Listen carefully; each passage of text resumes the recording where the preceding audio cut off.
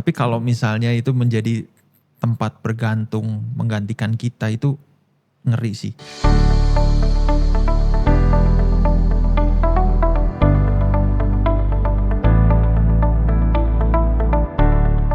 Shalom saudara-saudara, salam sejahtera bagi kita semua. Selamat datang kembali ke dalam podcast kami, Misho Lounge yang ketiga. Nah, pada hari ini kita akan sama-sama membahas satu tema menarik yang sangat signifikan, bahkan mungkin dekat dengan kehidupan kita, yaitu diciptakan dalam gambaran Allah dalam abad artificial intelligence. Wah, keren sekali ya topiknya.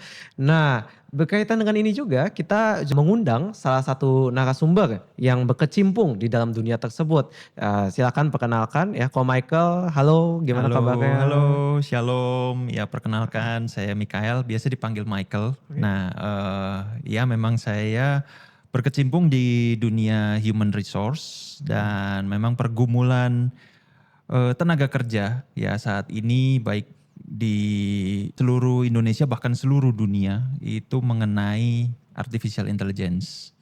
Memang dari seleksi tenaga kerja pun kita banyak diharapkan dapat merekrut tenaga kerja yang memiliki kemampuan di artificial intelligence. Tapi di sisi lain adalah bahwa orang-orang yang menggunakan artificial intelligence ini juga takut bisa jadi dia yang akan tergantikan oleh artificial intelligence ini. Seperti itu. Wah ya, jadi penggunaan artificial intelligence ini sudah cukup kentara ya di dunia Sudah. pekerjaan, terutama tadi di bidang Koko human resource Human ya. resource, betul. Nah, tapi mungkin sebelum kita lebih lanjut menggali lebih dalam, mungkin kita perlu menyamakan konsep dasar dulu kali ya, Ko.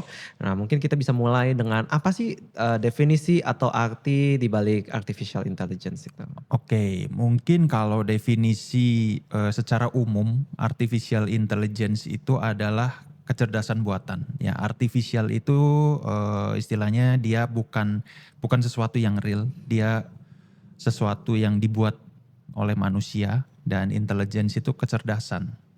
Tapi kecerdasan di sini balik lagi karena kecerdasannya ini bukan kecerdasan yang dianugerahkan, tapi kecerdasan yang dibuat atau di-create. Seperti itu. Iya ya. Jadi kecerdasan buatan ya, kurang lebih ya itu bisa merangkum.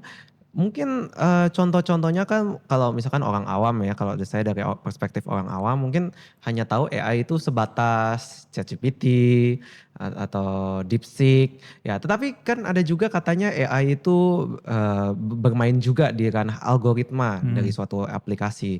Nah mungkin kalau dalam bidang Koko atau dunia Koko itu apa sih contoh bentuk AI-nya gitu? Oke, kalau tadi berkaitan dengan algoritma, misalnya ya pada saat kita mencari satu kandidat untuk mengisi posisi tertentu lah. Nah, algoritma ini akan bermain pada saat kita mencari kandidat sebelumnya, kita mencari orang yang pengalamannya mungkin 5 tahun, 10 tahun. Nah, algoritma itu pada saat kita mencari orang baru, algoritma itu bermain. Jadi orang-orang yang dari histori kita mencari kandidat itu yang istilahnya kita merekrut orang yang pengalaman 5 tahun, 10 tahun itu di job posting yang berikutnya itu pasti orang-orang yang di bawah 5 tahun itu akan tersingkir secara otomatis. Istilahnya pengalaman-pengalaman yang di bawah 5 tahun itu pasti sudah tidak akan masuk ke data kita. Nah itu permainan algoritma. Jadi ya seperti itu sih yang terjadi kalau di dunia HR. Jadi kurang lebih dulu ya mungkin sebelum AI ada perlu sumber daya manusia tertentu yang untuk mengecek pengalaman kerja dan sebagainya. Tetapi kalau sekarang posisi itu sudah tergantikan ya, artinya sudah tidak ada lagi orang-orang yang di sana ya. Iya, bisa dibilang sangat disayangkan ya, sangat disayangkan posisi itu sudah sedikit tergantikan gitu ya. Tapi sebetulnya kan kalau misalnya kita mungkin untuk posisi tertentu ini kita masih bisa tolerir untuk pengalaman kurang dari 5 tahun kita masih bisa pertimbangkan.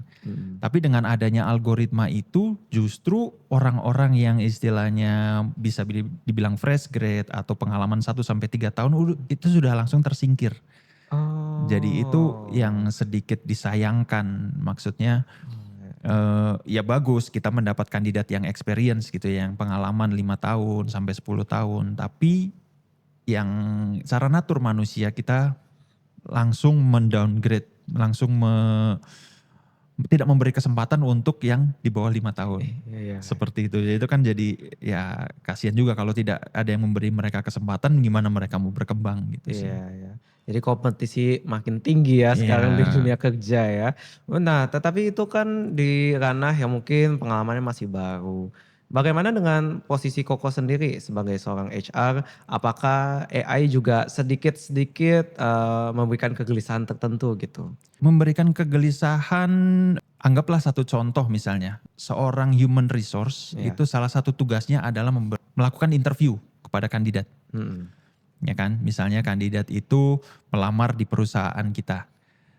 Kita kan harus melakukan interview nih. Tapi interview yang kita lakukan itu terbatas hanya jam kantor. Misalnya jam 8 sampai jam 4 atau jam 8 sampai jam 5 lah sore, pagi sampai sore. Atau harinya mungkin cuma hanya di hari Senin sampai Jumat. Kita hanya bisa menjadwalkan kandidat untuk interview di range waktu itu aja nih. Ya. Dengan adanya AI, interview itu bisa dilakukan kapan aja, di mana saja. Kapan saja di mana saja. Kapan saja di mana saja. Jadi kandidat itu bisa semerta-merta mengklik link yang kita berikan dan AI yang melakukan interview. Jadi kandidat itu mungkin jam di luar jam kantor, misalnya jam 7 malam, jam 8 malam, bahkan jam tengah malam, gitu ya. tengah malam pun dia bisa mengklik link yang kita berikan dan AI yang menginterview kandidat ini, AI yang melaporkan itu ke perusahaan, which is mungkin ya dari human resource gitu. Jadi iya. human resource dari bagian human resource tinggal mensortir, oh ini kandidat sudah diinterview oleh AI, hasilnya begini, jawabannya begini, nilai bahkan ada nilainya, nilai dari penilaian AI sekian, apakah kandidat ini disarankan untuk maju atau enggak. Nah itu. Wah, enak sekali ya. Jadi sekarang ada AI nggak usah biayain jam lembur lagi ya Itu untuk dia interview tengah malam. Bahkan udah keluar penilaiannya ya. penilaian betul. Iya. Wah, iya ya.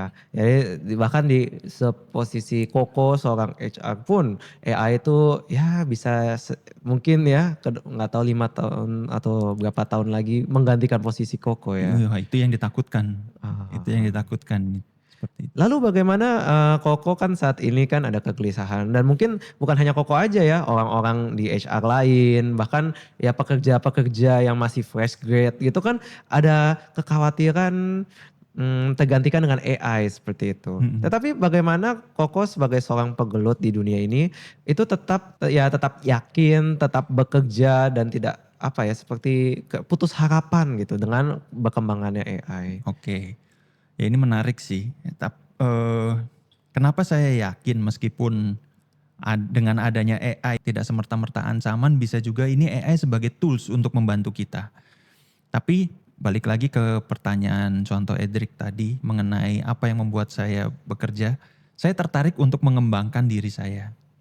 Karena saya yakin meskipun AI itu terlihat cerdas, terlihat sangat pintar dan membantu kita, tapi kita sebagai manusia memiliki kapasitas untuk bisa mengembangkan diri. Bahkan lebih dari artificial intelligence itu sendiri. Memang artificial intelligence itu terlihat pintar karena dia disupport dengan ribuan bahkan miliaran data. Sehingga dia bisa begitu detail, begitu analytical gitu ya. Karena ada data yang menunjang. Tapi kita sebagai manusia, di samping kita juga perlu melakukan analisa data ya. Tapi kita juga memiliki apa yang disebut dengan intuisi. Dan intuisi itu merupakan sesuatu yang istilahnya lebih dari sekedar data sih. Oh. Jadi itu yang membuat saya tertarik untuk lebih mengembangkan diri dan membuat intuisi saya lebih berkembang daripada sekedar hanya data. Ya mungkin boleh sedikit dijelaskan nggak kok? Maksudnya contoh intuisi itu bagaimana gitu? Kayak kalau di dalam pengalaman kerja Koko gitu.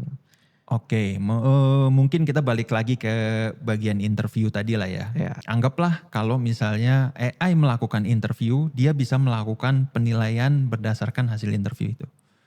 Betul ya, apakah kandidat ini disarankan atau tidak. Saya pernah punya pengalaman menginterview kandidat yang disarankan oleh AI, tapi saya pada saat bertemu dengan kandidat yang disarankan oleh AI itu saya tidak mendapatkan satu hal yang merasa bahwa orang ini harus direkrut. Oh gitu. Dalam artian pada saat dia melakukan interview, cara dia berpakaian, mungkin karena orang ini berpikir bahwa robot ini yang interview gitu ya, atau AI ini yang interview. Pada saat dia melakukan interview itu, dia tidak memakai pakaian yang proper. Itu merupakan satu penilaian yang tidak bisa dinilai oleh AI ya. Tapi kalau kita sebagai manusia kan kita bisa melihat cara dia berpakaian pada saat interview itu merupakan suatu hal bagaimana dia mempersiapkan diri, bagaimana dia menghadapi orang. Nah itu sih lebih ke intuisi seperti itu. Oh ya. Jadi walaupun AI sudah memberikan penilaian, penilaian itu tidak sepenuhnya mutlak ya. Tidak sepenuhnya mutlak karena saya yakin penilaian itu didasarkan data yang memang sifatnya ribuan. Memang ribuan data, dia menganalisa data itu dan ya hanya sebatas itu aja. Tapi kalau kita kan kita juga memiliki intuisi, kita juga memiliki norma dan nilai lah. Pada saat kita melihat rekaman itu kok dia kayak kurang persiapan, dia kayak hanya menyepelekan seperti itu, menyepelekan si AI itu. Nah saya yakin AI itu pun tidak merasa dia disepelekan karena mungkin dia nggak punya perasaan gitu ya.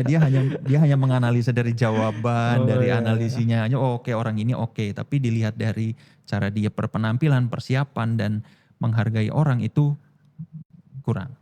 Oke, menarik ya bahwa dari seorang dari Koko pegelut di human resource pun bisa melihat mengobservasi bahwa secanggih-canggihnya AI dia ibarat kata tahu banyak tapi tidak bisa ada relasi ya. Tidak bisa ada relasi, Iya ya, betul. beda kan kalau manusia itu mungkin bisa salah-salah ya mengenal orang bahkan bahkan nama orang pun bisa lupa gitu ya.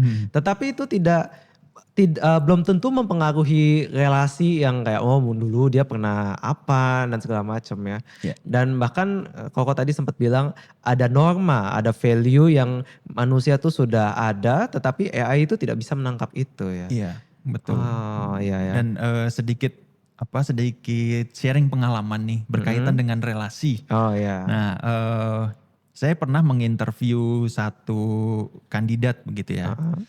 Kandidat itu tidak masuk nih ke perusahaan saya. Oke. Tetapi kita masih tetap berinteraksi dan sering ya beberapa kali kita sering ngopi. Dalam artian kandidat ini bilang bahwa kalau nanti ada kesempatan lain, kalau nanti ada opportunity lain untuk saya, boleh kerjasama gitu ya. Kalau nanti ada spot untuk saya, boleh nanti kita kerjasama. Dan itu nggak cuma satu kandidat, ada beberapa kandidat di mana dia tidak masuk ke perusahaan yang tempat saya bekerja, tapi kita tetap kontak nih, tetap relation, tetap Iya, iya, iya, tetap iya. menjalin hubungan gitu. Jadi hubungan interview itu pun tidak semata-mata transaksional ya. Betul. Iya ya. Jadi balik lagi memang manusia ini bedanya dengan AI tetap dalam dunia kerja pun ada faktor rasional ya yang tidak bisa digantikan. Iya. Ya, ya. Mungkin ini kalau kita sedikit tarik ke dalam Alkitab mungkin ada kaitannya ya dengan bagaimana kodrat manusia itu diciptakan bukan sekedar informasi saja ya, bukan sekedar kognitif tetapi segambar dan serupa Allah. Betul. Allah yang juga bukan cuman maha tahu tetapi Allah yang berelasi ya, Allah Tritunggal relasional. Nah, mungkin berhubung karena kita juga sedikit menyinggung soal relasi ya, komunikasi. Karena ini kan dengar-dengar kalau isu anak zaman muda ini katanya kok ada yang suka konseling dengan AI ya.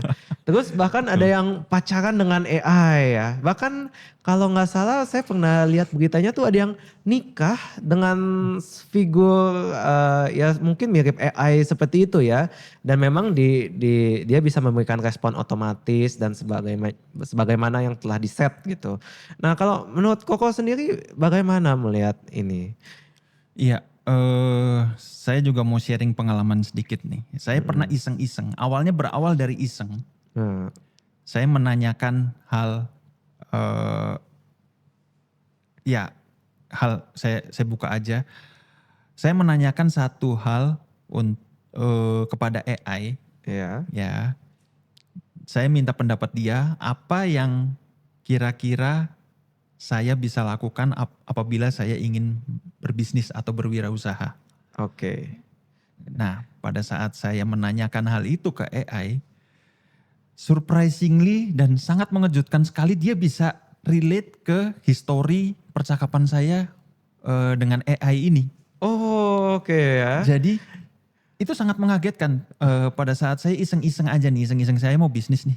Tahun ini saya mau bisnis, kira-kira bisnis apa yang relate ya. Nah, dia tuh bisa relate tuh. Dia tuh bisa connect dengan histori saya yang sebelumnya. Saya pernah nanya apa, saya pernah nanya apa.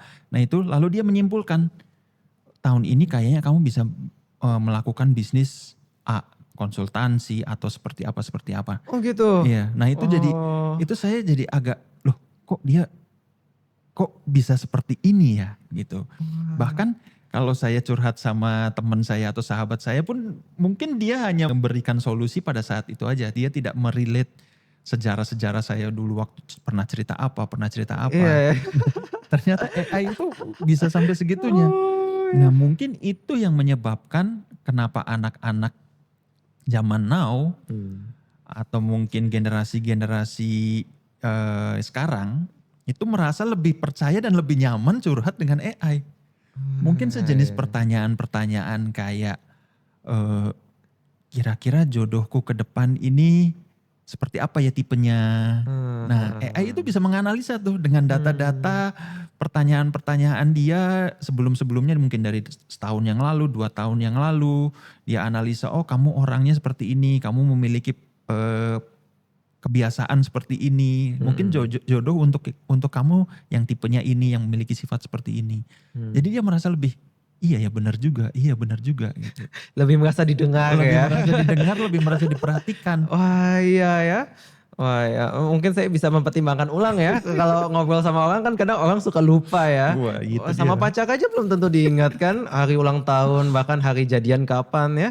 Ya mungkin bisa pertimbangkan ya untuk generasi muda zaman sekarang ya. Tapi balik lagi itu data, hanya data loh. Data ya. Bukan relasi. Ini relasi ya, bukan relasi yang otentik ya, Iya. sintetik semua ya. Sintetik, data, relasi dengan data itu. Oh ya, makanya ya mungkin memang zaman sekarang itu apa ya, ada value-value yang bergeser ya. Seolah-olah kodrat manusia itu dinilai hanya semata-mata pengetahuan. Sehingga banyak kegelisahan itu di ranah AI karena ya AI lebih banyak tahu. Bahkan lebih bisa bekerja, lebih bisa menggantikan posisi-posisi manusia bahkan yang strategis gitu ya. Dimanapun, kapanpun.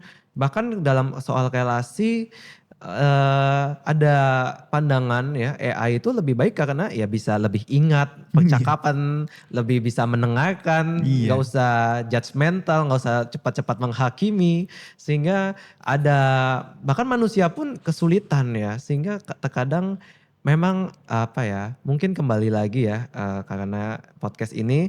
Menurut Koko bagaimana sebagai kan Koko di seorang HR lalu juga seorang Kristen juga bahwa memang ada keterbatasan manusia ya di dalam secara kognitif, produktivitas bahkan relasi gitu ya. Ya. Tetapi bagaimana Koko sebagai seorang Kristen itu melihat AI ini sekalipun lebih baik outputnya itu tetap yang Koko bilang tadi itu seperti nggak real gitu ya, seperti buatan itu apa pandangan Koko apa yang tetap Koko pegang gitu? Iya pastilah sebagai orang percaya kita kan memegang teguh ya bahwa Tuhan itu sudah memberikan kita kecerdasan yang bukan artifisial, yang benar-benar real dari Tuhan gitu loh.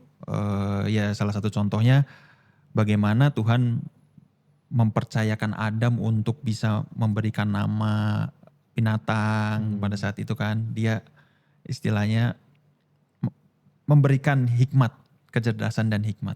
Jadi kalau misalnya ditanyakan apa yang menjadi concern saya itu lebih ke ya artificial itu balik lagi dia hanya mensupport kita data. Dia hanya membalas pertanyaan kita berdasarkan data. Kita bisa kok selain kita punya kecerdasan yang benar-benar bukan artifisial, kita juga dibekali dengan hikmat. Hal-hal yang di luar data yang kita punya. Yang salah satunya Koko tadi sebut di awal intuisi ya. Intuisi, betul. Ya, walaupun tidak sesuai data, tetapi ada pegangan-pegangan yang mungkin tidak bisa dijelaskan Iya. dan berdasarkan pengalaman, itu yang memainkan peran mengambil keputusan seperti Iya. itu ya. Ya, ya, ya. Mungkin kembali lagi bahwa ya kalau AI segala sesuatu kita percaya itu seturut dengan izinnya Tuhan ya. Betul. Bahwa walaupun disebut dengan kecerdasan buatan, tetap manusia sebagai ciptaan gambar Allah tetaplah yang membuatnya seperti itu. Dengan data-data yang pengetahuan umum yang sebenarnya juga ciptaan Tuhan juga seperti itu ya. Nah, tetapi yang menarik adalah Koko bilang itu ada hikmat, Iya. bahwa ada hikmat yang Tuhan anugerahkan yang mungkin boleh boleh sedikit dijelaskan nggak bahwa hikmat ini itu selain tadi ya karena kognisi ya, selain karena produktivitas, relasi itu dia hikmat ini bekerja di ranah ada lagi nggak kok? Oke. Mungkin untuk menjawab pertanyaan ini saya mau balik ribuan tahun yang lalu ya. Tuhan menciptakan kita itu benar dengan kecerdasan dan hikmat. Nah, lalu pada saat kita tarik sekarang, manusia menciptakan AI, manusia menciptakan produk ini, dia hanya mensupport berdasarkan data. Tetapi manusia tidak memberikan hikmat ke AI. Mungkin AI itu lebih terlihat, dalam tanda kutip, terlihat berhikmat, tapi itu semuanya data.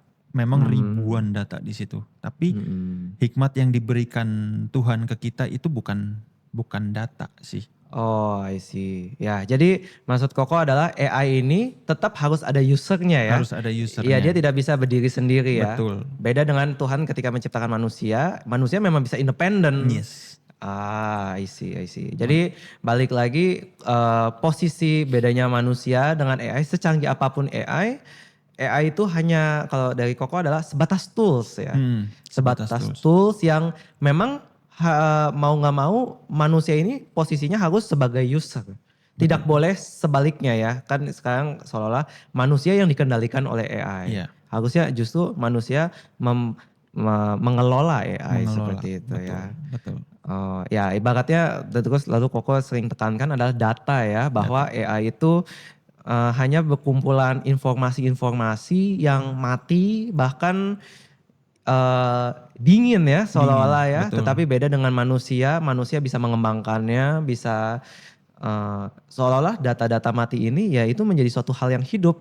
Iya. Terlihat itu dari relasi ya, perkataannya bukan sebagai template ya. Bukan sebagai template, Iya betul. ya, tetapi bisa tulus dari hati. Itu ya yang manusia itu koneksi dengan ini ya, bahkan dengan Tuhan.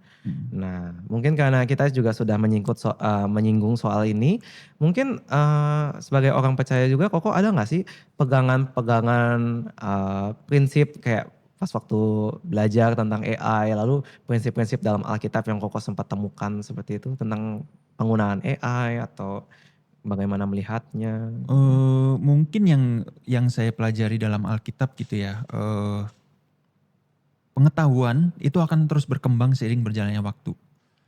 Itu ya mungkin di Daniel pasal 12 ayat 4 itu sempat disinggung gitu ya. Pengetahuan itu akan berkembang.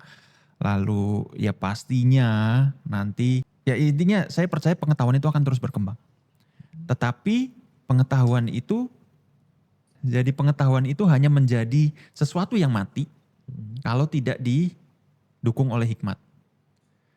Ya, jadi singkatnya adalah pengetahuan. Orang itu bisa pintar, orang itu bisa memiliki IQ yang sangat tinggi seperti itu ya. Tapi kalau dia tidak berhikmat, dia hanyalah orang yang, saya bisa berani bilang orang yang pintar tanpa berhikmat itu adalah orang justru yang bahaya.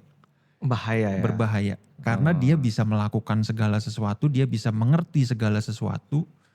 Tetapi kalau tidak ada hikmat Tuhan, dia justru akan mempertanyakan Tuhan.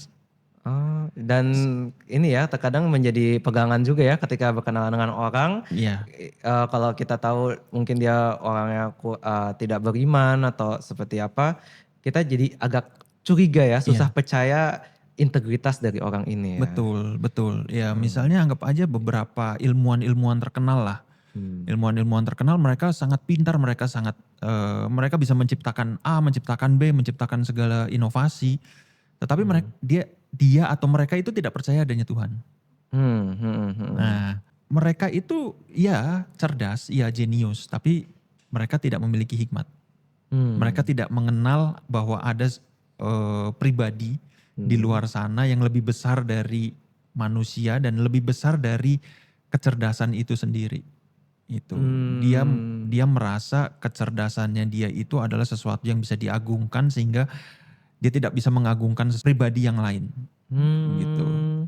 Iya ya, jadi ini sebenarnya lanjutan dari pembicaraan kita pertama ya. Kalau tadi kita pertama bahas bahwa manusia itu perlu mengelola AI, ini seperti ekstrim kebalikannya ya, bahwa manusia yang seolah-olah menjadi Tuhan atas segala sesuatu ya. Iya. Oh iya iya iya. Ya sehingga terkadang dengan orang-orang ini tentu ada kegelisahan lain juga ya, bahwa wah ini orang mau mau perang, mau melakukan kejahatan apapun bisa ya. Bisa. Iya. Bisa. Bahkan saya nggak tahu ya yang menciptakan AI ini dia orang percaya atau enggak.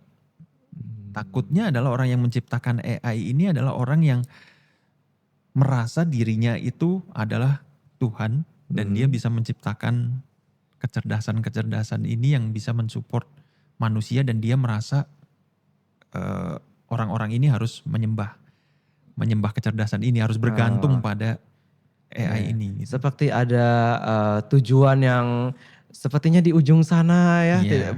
buram-buram, samar-samar, tetapi ya berjalan tanpa arah seperti itu ya. Betul, itu yang ditakutkan. Ya mungkin karena tadi sempat banyak ya istilah hikmat itu Koko sering sebutkan ya, bahwa berbeda dengan orang kalau tanpa hikmat itu mungkin hanya pintar, tetapi integritasnya tidak bisa dijaga, bahkan bisa bilang tujuan hidupnya hanya ya semata-mata untuk satu hal yang buram samar ini. Maka mungkin bisa dibilang yang Koko maksud itu hikmat ini ya, bahwa seperti di Amsal ya, hikmat itu adalah takut akan Tuhan ya. Betul. Bahwa sehikmat-hikmatnya orang, bahwa sepintar-pintarnya, bahkan bijaksana orang, tetap balik lagi ia perlu menyadari posisinya tetap ada Tuhan di atasnya Betul. ya. Dia sebagai ciptaan. Sebagai ciptaan, walaupun perlu mengelola AI, bahkan tidak bisa terbuai dengan AI, jangan berarti dia malah menggantikan posisi Tuhan juga seperti itu ya. Iya. AI ini sebetulnya adalah ciptaan yang diciptakan oleh ciptaan. Susah sekali ya.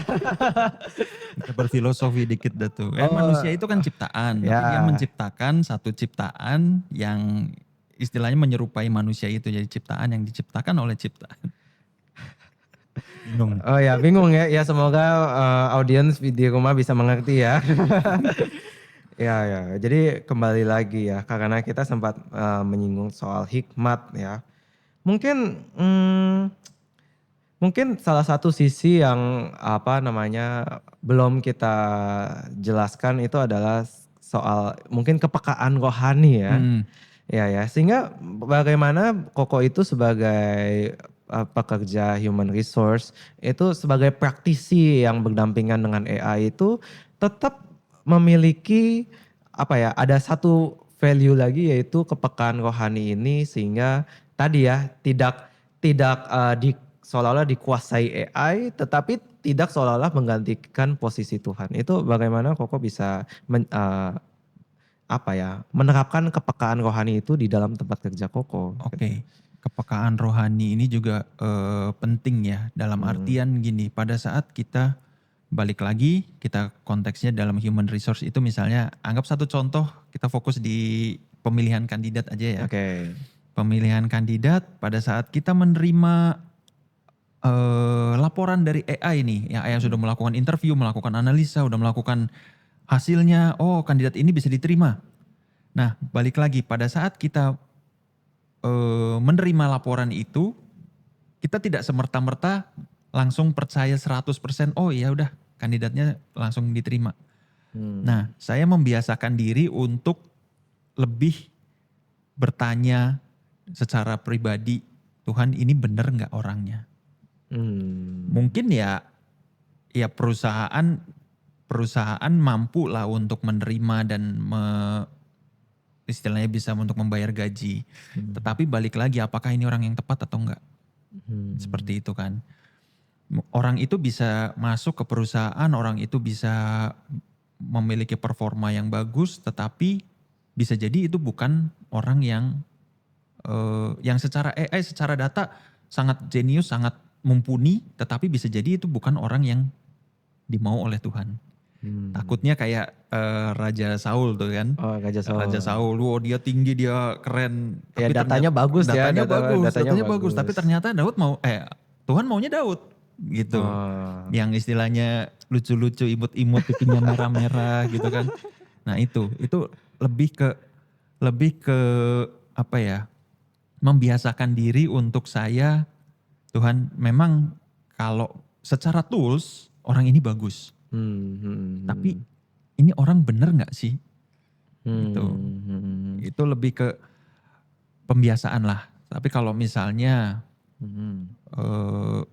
seolah-olah diizinkan Tuhan untuk orang ini terus sampai masuk. Nah, mungkin lebih ke pembiasaannya adalah Tuhan kalau memang ini orangnya, kalau memang benar ini orangnya, biar Tuhan sertai, Tuhan mampukan, kita bisa berkolaborasi bareng gitu ya dalam satu perusahaan, ataupun kalau mungkin dari proses ini ternyata bukan ini orangnya, kami mohon ampun deh, itu istilahnya membiasakan diri untuk bertanya, kalaupun salah pun membiasakan diri untuk yang melakukan pertobatan lah gitu. Karena balik lagi ya, ketika kita berbicara soal Tuhan, maka faktor relasi itu tidak bisa dipisahkan. Betul. Ya. Dan bahkan cara kerja Tuhan ya bisa melampaui data-data terbaik manusia Iya, pun ya. betul. Sehingga mau apapun mungkin ya, kalau Koko human resource, mungkin audiens di rumah ya pekerjaannya lain lagi ya. Iya. Mungkin ada yang masih fresh grade atau mungkin masih studi ya. Itu faktor bersandar kepada Tuhan itu menjadi sangat signifikan sekali ya. Ya balik lagi itu kan kalau dari human resource mendekatkan diri pada Tuhan pada saat kita memilih kandidat ya. Kalau mungkin dari pemirsa mungkin yang masih fresh graduate, masih mencari pengalaman, jangan takut karena meskipun human resource itu sudah ditopang dengan AI, sudah ditopang dengan data-data algoritma, tapi penyertaan Tuhan masih menyertai kok. Yang fresh grad pasti akan diberikan kesempatan oleh Tuhan, yang masih mungkin pengalaman kurang dari 5 tahun pasti akan disertai terus. Ya, amin ya, karena janji Tuhan ya, ia memberikan panggilan, ia pasti terus menyertai. Betul. Ya, nah itu ya jadi teringat juga ya bahwa bahkan menjadi suatu pergumulan ya di STT ataupun di kalangan hamba Tuhan, karena AI seolah-olah bisa membuat renungan khotbah dari AI. Mungkin Koko pernah dengar ya khotbah dari AI ya. Pernah. Bahkan saya juga ya saya bertobat juga, saya melakukannya juga. Betul.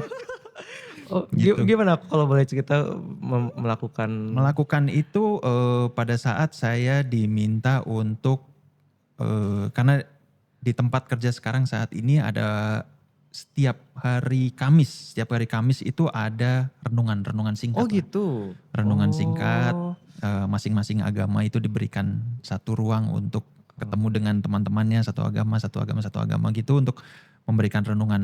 Paling lama 15 menit. Nah, sudah 2 kali saya dapat giliran dan saya membuat renungan itu dengan AI. Karena saya mungkin terbatas waktunya untuk buka Alkitab, untuk membuat renungan. Nah, saya menggunakan AI itu. Menggunakan AI, ketik renungan dengan tema ini, tolong buat yang sedikit menarik, yang berkonteks. Gitu, Iya, menarik. promnya sedikit menarik, berkonteks di perusahaan. Udah keluar tuh. Dan ya itu sih. Itu beberapa kali digunakan. Gitu. Tapi itu sesuatu yang salah sih. Karena balik lagi, tidak ada hal intim dengan Tuhan lagi gitu loh. Karena kan pada saat kita mengetik dengan AI, saya butuh renungan nih, konteksnya ini keluar, kita begitu pakai, kita udah tidak bergantung lagi sama Tuhan. Kita sudah tidak bergumul lagi, Tuhan besok saya mau kasih renungan ini, Tuhan mau bicara apa ya? Nah, hal itu tuh udah sedikit tergantikan tuh.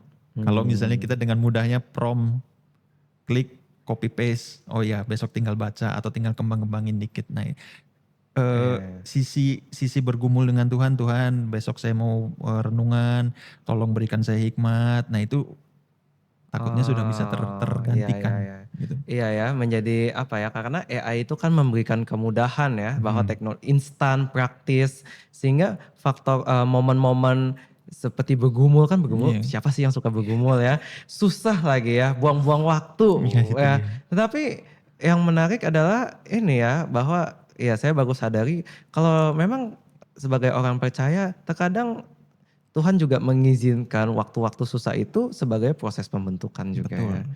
Sehingga mungkin itu banyak menjelaskan ya kenapa anak zaman sekarang banyak sekali topik-topik soal resiliensi ya. Resiliensi. Karena kayaknya kurang bergumul ya.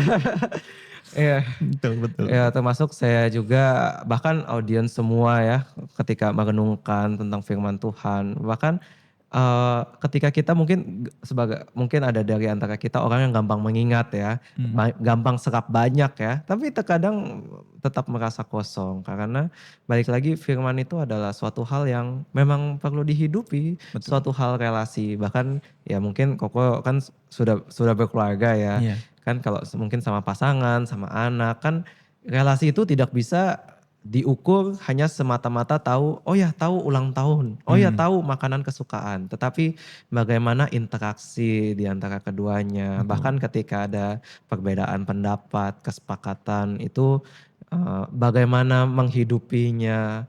Aku rasa ya samalah ya dengan kita dengan bahkan perenungan membuat renungan ya. Jika jika firman Tuhan itu menjadi suatu hal yang tidak direnungi, digumuli, ya dihidupi ya, aku rasa itu menjadi suatu hal yang kosong ya. Kosong, betul. Kosong. Ya balik lagi bahkan kan ada tuh ya ayat terkenal, cukuplah kasih karunia dalam kelemahan itu ya. Iya. Iya dalam kelemahan aja ada kasih karunia ya. Jadi Betul. kontradiksi sekali ya sepertinya ya prinsip AI yang membawa kemudahan yang seolah-olah menghilangkan kata kelemahan, keterbatasan itu seolah-olah bertentangan ya dengan ajaran dari Kristen ya. Betul, betul, betul. AI itu lebih memberikan kemudahan, Iya, ya. kemudahan dan ya sangat merisaukan. Merisaukan ya. Iya. Iya, jadi memberikan kemudahan bukan dengan proses tetapi Bukan dengan dengan proses. instan ya. Iya. Sehingga apa ya, kalau bisa tuh kata-kata seperti keterbatasan, sakit penyakit, bahkan mungkin kematian itu kalau Iya. bisa gak usah terjadi sama sekali ya. Iya, betul. Iya. Mungkin kalau misalnya ke depannya nih di satu negara gitu, negara berkembang itu kan katanya sudah ada pester AI Oh, kan. pester AI. Pester AI ya. Oh iya. Iya, jadi jemaat itu atau orang yang mau mendengarkan khotbah itu hanya tinggal prompting aja. Saya mau hari ini mau dengar khotbah tentang apa misalnya tentang Yesus yang memberi 5 roti dan 2 ikan. Nah, itu tinggal dia prompting aja. Jadi mungkin relate dengan ayat di mana manusia itu hanya mau mendengar apa yang dia mau dengar. Iya, iya, iya, iya. Ya, jadi dia mungkin dia tidak lagi prompting tentang bagaimana saya harus menyangkal diri, pikul salib, ikut Yesus, menderita gitu. Mungkin itu prompting yang dihindari tuh. Tapi dia maunya gimana saya biar ikut Yesus terus jadi seseorang miliarder seperti itu. Atau saya ikut Yesus saya bisa lepas dari pergumulan, mungkin itu lebih nggak salah, tapi jangan sampai itu menjadi hal yang satu kecanduan gitu sih. Kecanduan, betul. Itu yang mengerikan sebetulnya. Balik lagi ya seperti tadi ada ekstrim, jangan kuasai AI, tapi jangan juga menggantikan posisi Tuhan ya. Betul. Mungkin saya jadi teringat satu istilah, mungkin Koko tahu transhumanisme ya. Transhumanisme ya. Mungkin Koko sempat dengar kata ini atau? Transhumanisme pernah dengar di mana istilahnya peran-peran manusia itu sudah digantikan oleh AI. Iya, Ya, secara fisik, secara fisik, betul. bahkan mungkin kalau contohnya seperti otak dikasih chip gitu ya, dikasih implan agar mungkin lebih pintar seperti itu ya. Betul, betul. Iya ya, mungkin kalau dari Koko sendiri ya mungkin ini agak berimajinasi ya ke depan ya. Tapi mungkin generasi muda ini berpikir ya itulah kemajuan teknologi seperti itu. Tetapi dari Koko sendiri apakah setuju-setuju aja atau? Untuk penggunaan AI ini ya. Iya. Mungkin untuk ke arah transhumanisme. Untuk arah transhumanisme, saya nggak berani bilang setuju atau nggak setuju ya, karena sebetulnya transhumanisme itu bisa menjadi satu tools. Yang ditakutkan adalah apabila konteks transhumanisme ini dijadikan satu hal di mana eksistensi manusia itu tergantikan. Itu yang ngeri. Eksistensi manusia.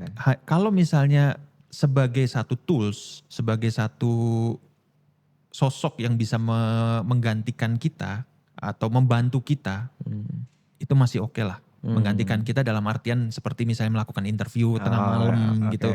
Kita kan mungkin lelah gitu ya. Nah, mungkin digantikan oleh AI atau manusia yang diciptakan gitu masih oke, sebatas itu. Tapi kalau misalnya itu menjadi tempat bergantung menggantikan kita, itu ngeri sih. Jadi kalau ditanya setuju atau nggak setuju, di satu sisi saya setuju, tapi di sisi lain saya nggak setuju. Karena ada sisi bahayanya. Itu. Karena ini juga masih suatu ranah yang abu-abu, masih belum terlihat jelas konkretnya seperti apa.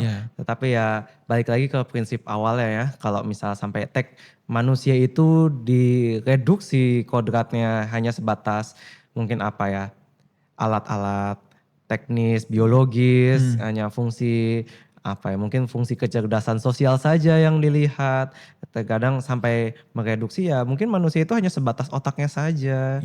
Maka itu yang kita tidak setuju ya. Betul. Bahwa sampai di makna segambar serupa Allah itu sebagai makhluk relasional bahkan spiritual itu seperti tidak ada maknanya. Kalau kita ekstrim ke tidak setuju pun, dunia saat ini sudah sangat berkembang. Kalau kita tidak setuju, ekstrim tidak setuju, kita justru yang akan ketinggalan, kita yang akan tergerus lebih cepat. Iya karena ya balik lagi pengetahuan berkembang ya ada seizin Tuhan juga, seturut campur tangan Tuhan ya. Bagaimana manusia ini bisa menjaga balance ya, tidak terbuai dengan AI, tidak terlalu khawatir dengan hal itu, tetapi di satu sisi tidak playing God ya. Iya, betul. Ya mungkin kalau begitu kita sepertinya sudah banyak bahas ya soal isu-isu terkait AI. Bahkan ya mungkin kalau dilanjutkan lagi akan ada banyak ya soal plagiarisme, kreativitas. Oh iya, plagiarisme itu dia. Iya, bukan banyak ya kasus-kasus ya guru besar menggunakan AI ya. Bahkan mungkin banyak juga copyright ya kalau nggak salah. Kan seperti seni itu sudah tidak ada originalitasnya karena ya AI pun bisa dibuat prompt saja bisa menciptakan seni ya. Betul. Seolah-olah seperti itu sehingga bagaimana menurut Koko mungkin bagi audiens dan mungkin orang awam ya. Kita secara general itu mungkin sebagai closing statement juga itu menyikapi khususnya dalam penggunaan AI. Mungkin entah itu mungkin Koko nanti bisa jelaskan apa dalam konteks sehari-hari, dalam mungkin juga nanti kita bisa tambahkan konteks pekerjaan ya mungkin bagi yang sedang resah gitu ya pekerjaannya bisa nih digantikan AI dan mungkin sedang digantikan dengan AI. Itu mungkin boleh secara general dulu kali ya Ko. Oke, secara general ya. Secara general mungkin tadi contoh Edric bilang menyampaikan bahwa manusia saat ini bisa digantikan AI, ya kan? yang bisa saya titip pesan adalah tetap mengasah hikmat dari Tuhan. Itu aja. Karena secerdas-cerdasnya AI itu hanya data. Dia tidak memiliki hikmat. Dan kita sebagai manusia, sebagai orang percaya lah ya. Kita percaya bahwa hikmat Tuhan ada sama kita. Ada sama kita, jadi yang diharapkan adalah kita sebagai orang percaya kita harus bisa lebih maju dari kecerdasan buatan ini gitu loh. Karena kita memiliki hikmat, memiliki apa yang tidak dimiliki oleh kecerdasan buatan ini gitu. Ya inilah keunikan manusia ya. Kalau ya bahasa canggihnya ada akal budi dan Roh Ada akal Kudus budi, ya. betul, iya. Jadi itu yang harus kita pertajam. Kita pertajam ya, balik lagi. Kita memanfaatkan AI, oke, kita menggunakan AI untuk pekerjaan kita baik di finance, di semua jenis IT bahkan semua oke pakai AI, tapi balik lagi pada saat menggunakan AI itu kita tetap berserah, duduk di kaki Tuhan. Tuhan kalau memang sudah mulai keterusan tolong tegur. Saya yakin dengan berdoa seperti itu pun Tuhan tahu kok maksud hati kita. Asal kita doa benar-benar tulus ya. Iya. Benar-benar tulus, jangan hanya doa untuk sekedar ritual aja, tapi kita benar-benar tulus, kita tidak mau tergerus dengan AI, itu pasti Tuhan akan pimpin. Gimana pun itu pasti akan ada caranya. Iya. Jadi mungkin sebagai meringkas ya. Jadi tadi ada 2 poin ya. Jadi yang pertama itu ketika kita resah digantikan dengan AI ya dalam pekerjaan ataupun dalam kegiatan sehari-hari, ingat bahwa manusia tetap ada ini ya keunikannya dibandingkan AI, yaitu tadi kata Ko Michael hikmat ya. Hikmat yang datangnya dari Tuhan, berbeda dengan AI ciptaan manusia, dia tidak memiliki hikmat, ia tetaplah tools teknologi yang mungkin bisa berkembang canggih tetapi tetap di bawah kodratnya, di bawah manusia. Dan untuk lalu yang kedua dalam penggunaan AI bahwa ketika kita mulai diberikan rasa nyaman ya, dimanjakan oleh AI, kembali lagi kita perlu bersandar lagi kepada Tuhan. Ya, bahwa menanyakan bahwa Tuhan apa maumu, apa rencanamu, bahkan kembali lagi ya, ketika data-data yang banyak itu terkesan meyakinkan, terkadang cara kerja Tuhan melampaui data-data terbaik manusia. Ya. Betul. Ya, terima kasih Ko untuk Thank you ini untuk podcastnya telah bergabung kepada berdiskusi di Mission Lounge dan juga memberikan insight-insight baru kepada saya pribadi maupun juga audiens di rumah. Dan kiranya bagi saudara-saudara sekalian, kiranya diskusi kami itu dapat menjadi berkat ya bagi kita semua. Sampai ketemu di Mission Lounge berikutnya. Tuhan Yesus memberkati. Tuhan Yesus memberkati.